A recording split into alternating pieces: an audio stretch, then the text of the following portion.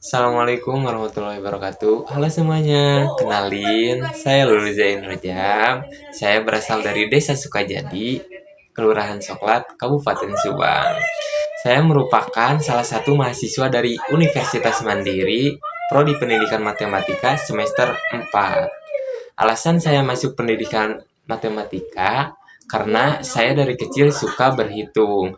Maka dari itu, saya masuk prodi pendidikan matematika, ingin meningkatkan dan mengembangkan minat dan potensi saya di bidang matematika.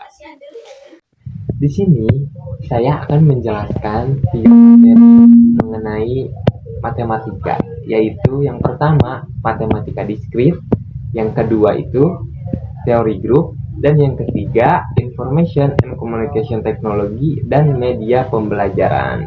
Langsung saja ke materinya, cekidot. Kata-kata diskrit ini berarti hal yang dibahas di sini adalah objek-objek yang berbeda atau elemen-elemen yang tidak bersambungan. Data yang dipakai di sini adalah data yang terputus-putus atau bukan pecahan. Contoh data diskrit adalah data tentang jumlah penduduk, kendaraan, dan sebagainya. Lawan dari kata diskrit yaitu kontinu atau menerus. Nah, fungsi diskrit digambarkan sebagai sekumpulan titik-titik, sedangkan fungsi kontinu itu digambarkan sebagai kurva. Berikut kurva diskrit yaitu terdapat titik-titik yang terpisah atau data-data yang terpisah, yang jika diperbesar resolusinya dan seperti tampak di gambar kurva diskrit ini, gambar dengan resolusi besar ini akan tampak seperti garis-garis yang bersambung, tetapi bawah ini adalah titik-titik yang terpisah gitu. Untuk selanjutnya kita langsung lanjut ke materi yang kedua, yaitu teori grup. Sebelum saya lanjut untuk menjelaskan definisi teori grup, di sini saya akan menjelaskan terlebih dahulu operasi biner. Apa itu operasi biner? Operasi bintang pada himpunan tidak kosong G disebut biner jika dan hanya jika A elemen G, B elemen G itu akan menghasilkan A bintang B elemen G untuk setiap A, B elemen G. Dan operasi biner ini berbentuk atau bersifat tertutup. Setelah saya menjelaskan operasi biner, selanjutnya saya akan menjelaskan langsung definisi teori grup. Di sini dapat didefinisikan yaitu sebuah grup adalah pasangan berurut dari G dengan operasi bintang di mana G adalah sebuah himpunan tidak kosong dan bintang adalah operasi biner pada G yang memenuhi syarat. Syaratnya itu ada 4, yaitu yang pertama tertutup, yang kedua asosiatif, yang ketiga itu identitas, dan yang keempat itu ada inverse. Syarat yang pertama itu adalah tertutup. Nah, yang dimana pada operasi pada syarat tertutup ini didefinisikan sebagai untuk setiap A, B, elemen dari G akan mengakibatkan A bintang B elemen G. Jadi, untuk semua anggota himpunan ketika kita ambil A dan B, kita operasikan, itu hasilnya akan merupakan bilangan dari himpunan G tersebut ini.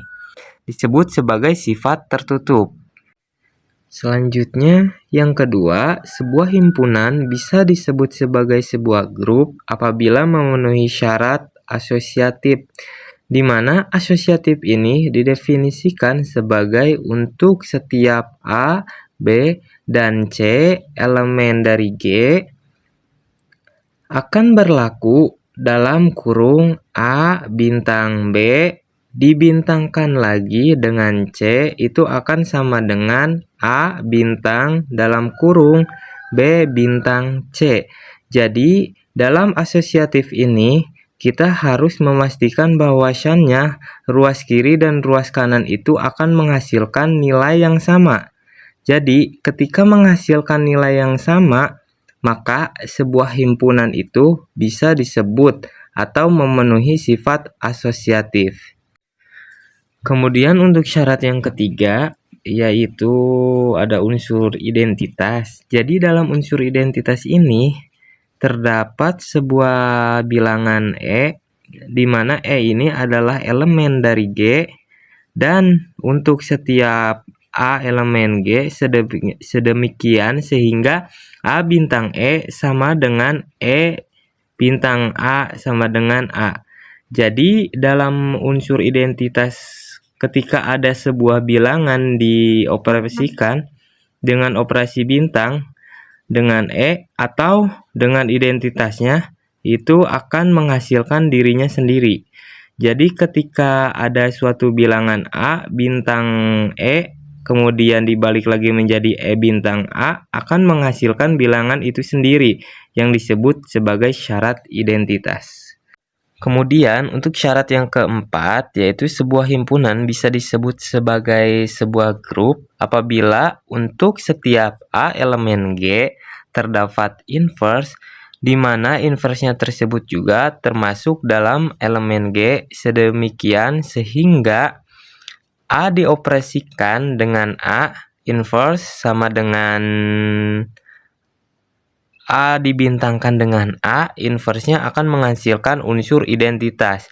Jadi bisa saya jelaskan di sini bahwasannya inverse itu ketika ada sebuah bilangan dioperasikan dengan inverse-nya akan menghasilkan sebuah unsur identitas.